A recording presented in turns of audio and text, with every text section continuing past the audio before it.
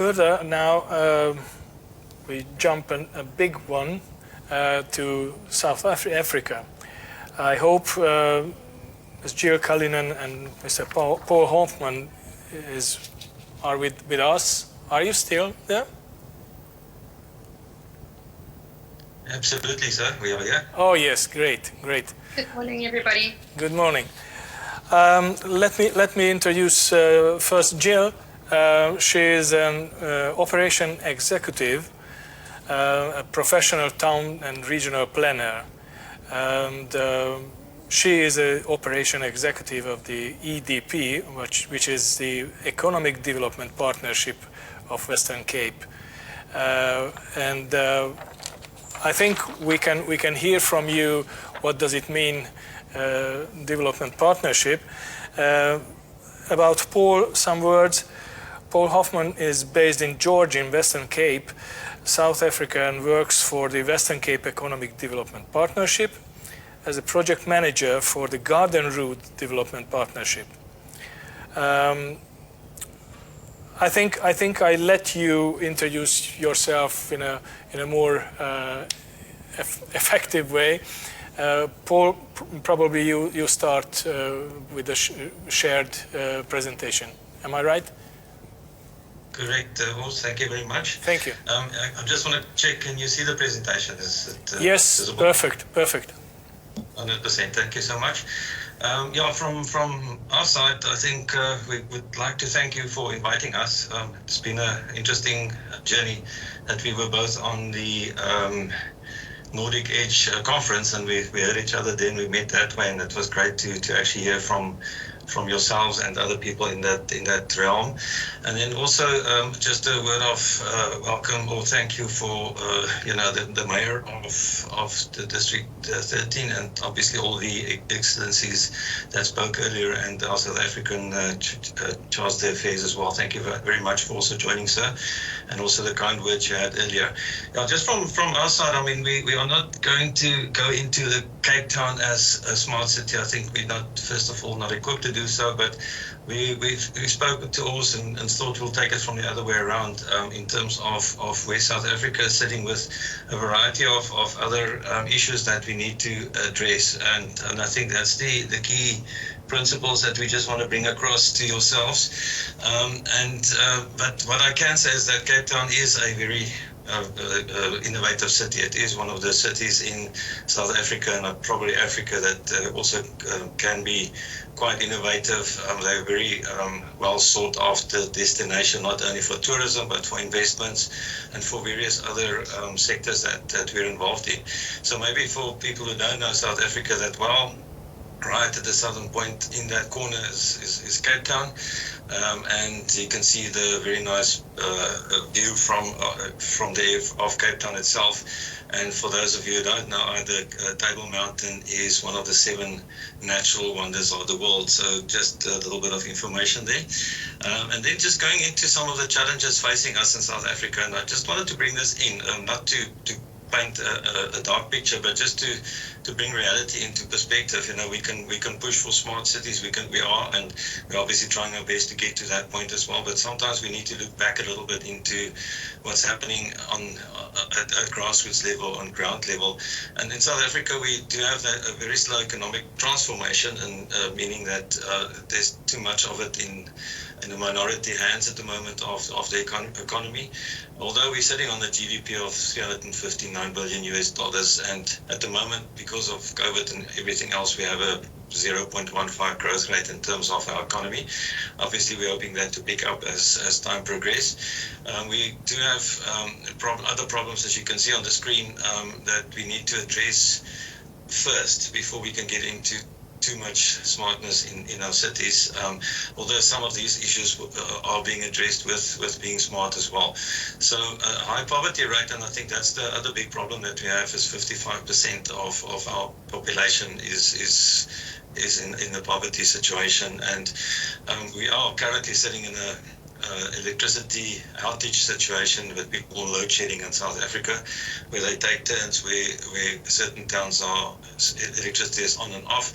So that doesn't always help to bring that kind of change in place. But having said all that, from a Western Cape perspective, as I said earlier, it's a very popular destination, not only for international investors, international visitors, but also from local people that moves to Cape Town and the rest of the Western Cape. You can see the Western Cape is shown there, and right on the right hand side is a place called George. That's where I'm sitting, and you can see where Gill is in Cape Town.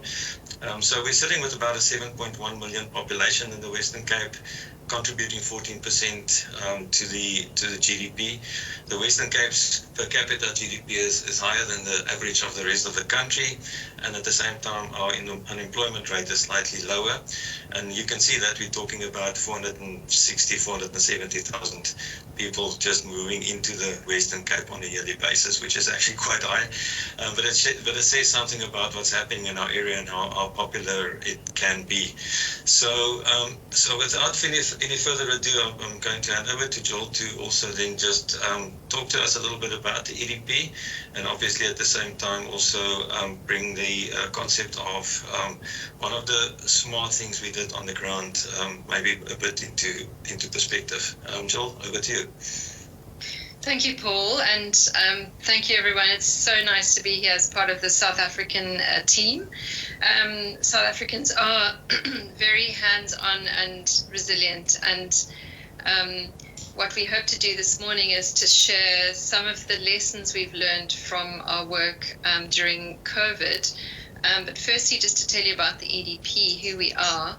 The Economic Development Partnership is a not-for-profit company, a neutral intermediary that works in the in-between spaces. So we work to bring people together, government, the private sector, academics, and civil society, to bring their collective thinking around problems, to find solutions, and then to actually act towards that shared vision. And I've so enjoyed listening to the presentations this morning, because everything I've heard is what we are interested in. It really is about collaboration. So when Soraya was saying we can't as a city solve the problems on our own, we really can't. We have to work together.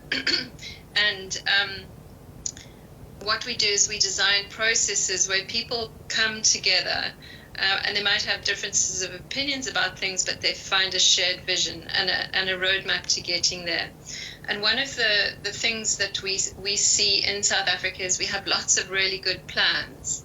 And they don't always translate in the way that we want them to. And what we do as the EDP is we try and work with partners to turn the great ideas into results on the ground.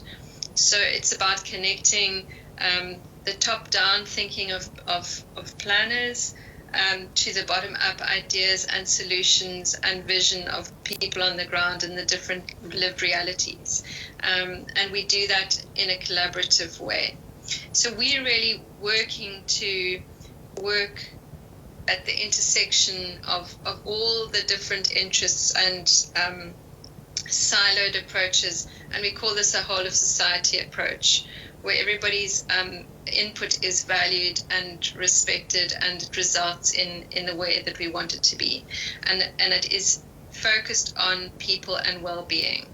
So Paul, if you can go to the next slide, please.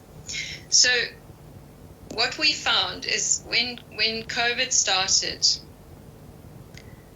suddenly we were faced with a lockdown, and people were hungry. They weren't able to get to work.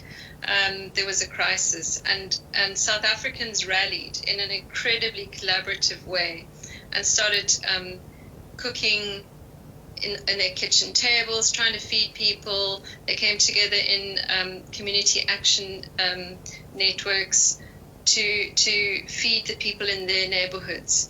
But we saw this incredible upswelling of community activism.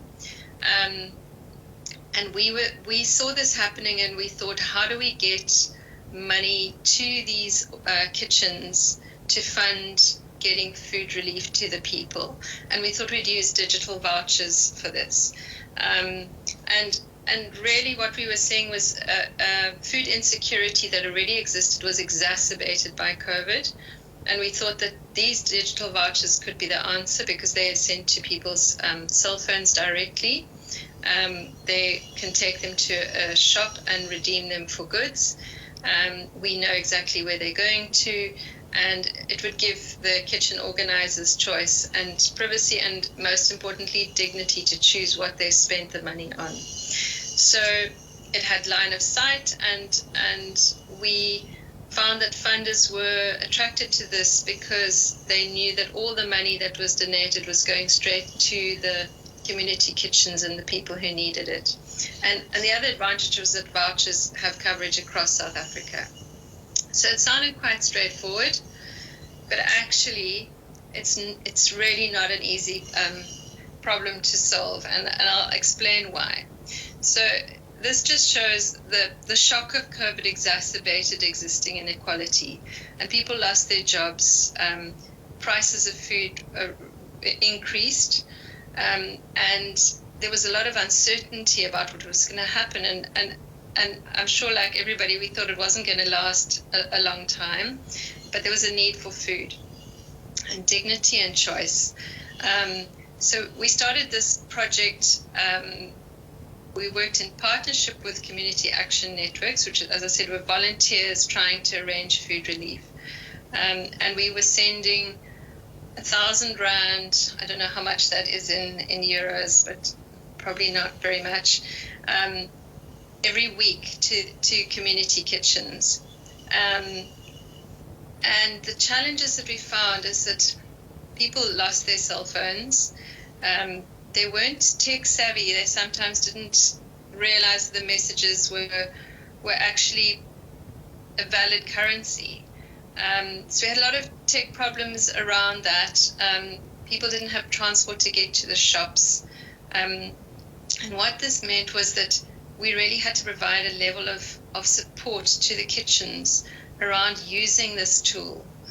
So we found solutions because of an attitude of collaboration. At the top there, you can see we needed these behaviors: collaboration, information sharing, accountability, a feedback loop for learning what worked, what didn't work, listening to the kitchens, what were the challenges they were facing. And we really had to design the system as we were using it, which was extremely challenging. But it improved. But then as time went on, there was donor fatigue and volunteer fatigue, but the need for food was increasing. So if you go to the next slide, Paul, these are just some of the key questions that we had to ask ourselves in designing these projects, because we've done 3 so far. So what form would it take? We chose the digital vouchers, and in the first project, the kitchen organizers could redeem the vouchers at big retailers. And there was a tech support company that had volunteered their time, and we then worked with them to do a second project that was designed to support the local economy by saying that voucher could only be redeemed in a spaza store. Now, a spaza store is an informal shop, quite a small shop, independently owned, and this project was designed to support a local neighborhood economy, not an enormous retailer in the formal economy. And then the third project was through the Department of Social Development, and that was back to supporting the formal economy because we had problems with the tech. And I'll tell you why that was an important lesson, because the tech couldn't keep up with the feedback from the ground. So we were told it would work a certain way, but the feedback from the kitchens highlighted difficulties of redeeming the voucher. but because it was a crisis, we had to run with it. So, we've ironed out problems as we've gone along, but it just highlights the need to listen to the feedback from the ground, from the kitchen organizers themselves. There are advantages to shopping at the big retailers and supporting the local informal shops, but what you can buy from the shops differs. And we came across different problems, like some of the spaza owners charged commission on the vouchers. We had to iron them out, those kind of things as we went along, and we had a team supporting the kitchens and explaining the system to them. So, how could we ensure accountability and good governance? For example, we did that by collaborating with Douglas Murray Trust is another non-government organization, collaborating with government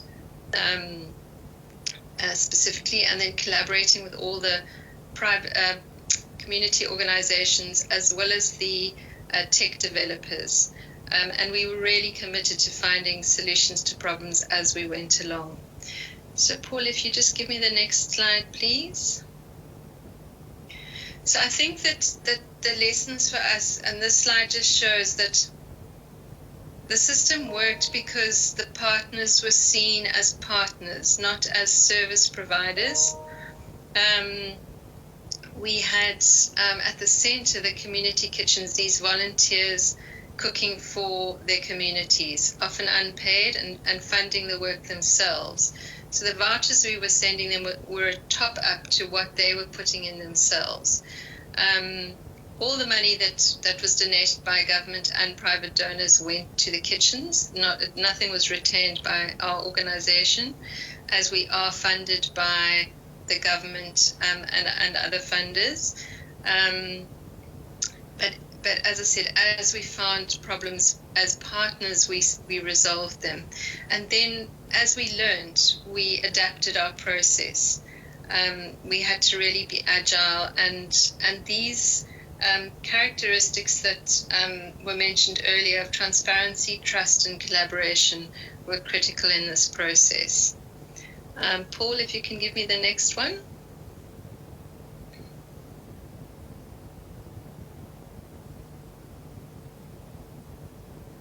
Paul?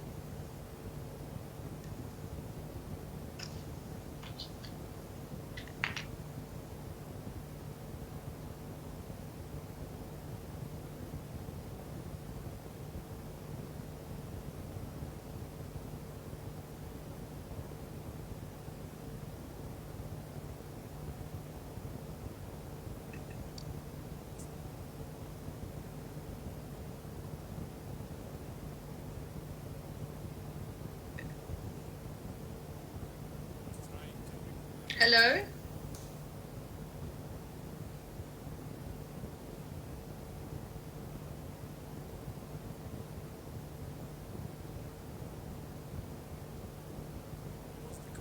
And our technicians see that Paul is trying to reconnect. Okay.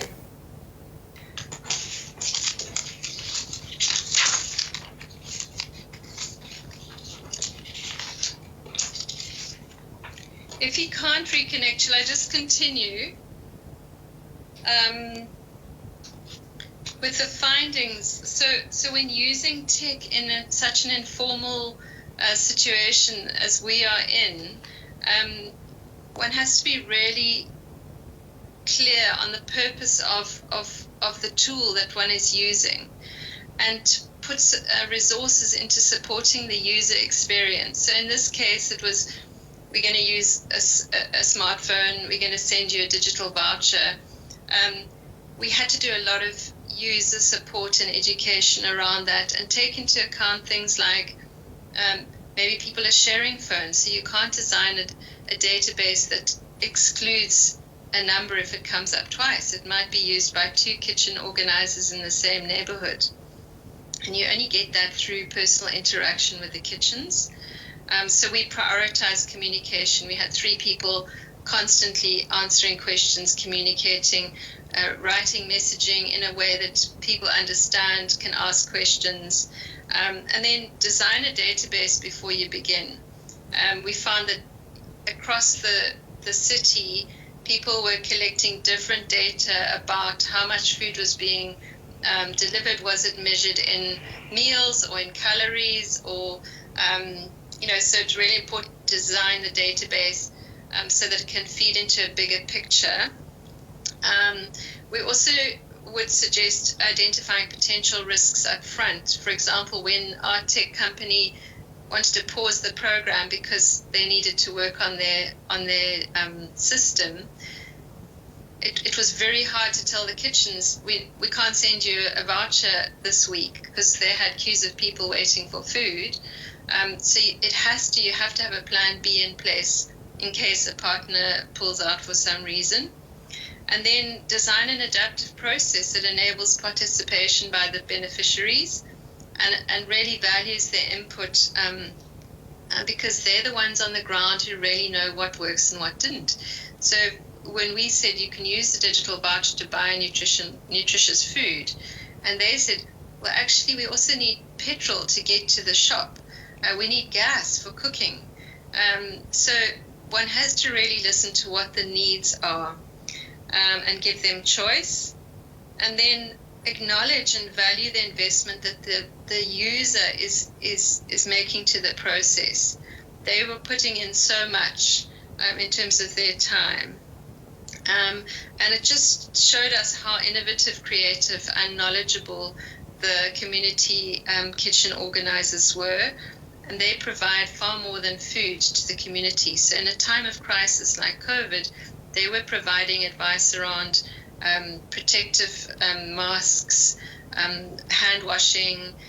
They even were supporting young girls who couldn't get to the kitchens because they didn't have sanitary towels, for example.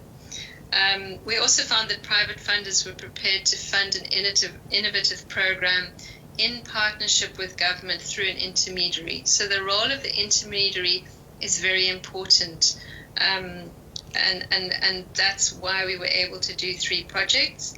And we also found that the community kitchens reported that they found the reporting requirements that government asked us for. In the last case, it was they wanted registers of people who were receiving vouchers. The community organizers said this was a learning opportunity for them about accountability, and it was a way of capacity building. So an intermediary is able to provide that kind of support, and it really it added to their capabilities. And then collaboration, the building of trust, and adaptive governance is the critical methodology. I have one last slide which you can't see, but really it's just to say that these digital vouchers deliver so much more than food. So they're a tool for enabling socioeconomic development, and that focuses on building collaborative, adaptive processes that enable action, innovation, and change. They allow for learning to inform adaptive action to build well-being, health, livelihoods, capacity, and the social infrastructure we need for resilience. Because we can have the best plans, but actually it's the social infrastructure that we need to support to use the tools that technology is offering us. Technology isn't a magic bullet. We can't make assumptions about access. We have to listen to user feedback. Another example is that there's a social employment fund being launched next week to support communities, and it will involve vouchers. We were involved in the co-design of how this would work, and we were asked for feedback. And an assumption was made that everybody has a phone and a bank account, and the communities said they don't. So that was fed back into the process. So we have to listen to people who are actually using the tools that are being offered. We don't believe there's one solution. We feel that we as an organization and any partnership we're in, we have to reflect, learn from local partners, and practice and adapt for a healthier system. We have to build relationships based on trust. and build relationships that are ongoing. Partnerships that are seen as projects will never work. We have to provide sustained support in order to build that resilience that we want, so that when there's a crisis, we're not asking people to collaborate and then they get dropped again when things seem to go back to normal. We need to have partnerships that are ongoing, and we collaborate to really make a difference. And then we need to allocate enough time and resources to a team and process that supports the users. So the EDP really believes in stepping into action and collaborate and partner for effective action with our partners, and really think innovatively and apply these smart city principles, because the old way of doing things, COVID has shown, we have to change, and we're only going to do that if we are self-critical and admit to ourselves and each other that we're all in this together and we have to collaborate. So those were the slides that I was going to present. I know that Paul, I think he's messaging me now. He's trying to rejoin. But he was going to talk about the city improvement district model that he's been working with in George. I don't know if anybody has any questions about the digital voucher use. Paul is, oh no, he's not on. Thank you very much for this presentation. I think we are almost run out of the time, so I just want to strengthen that. I really enjoyed the presentation because it's after the Madrid presentation, which was about a huge urban development of 3.3 million square meter area lasting 20 years from now. This complex project you mentioned is not comparable, but as useful as the Madrid huge project is. I believe that those kind of human collaborations are going to help us for the future. And I just wanted to mention that your handwritten slides were very human, and I liked it very much after the high-tech computer slides. So Gill, thank you, and I think we'll continue the conversation in the future, because I'd like to know more about your voucher system, which is kind of comparable to the district voucher system we have. Thank you very much. Thank you very much. Thank you.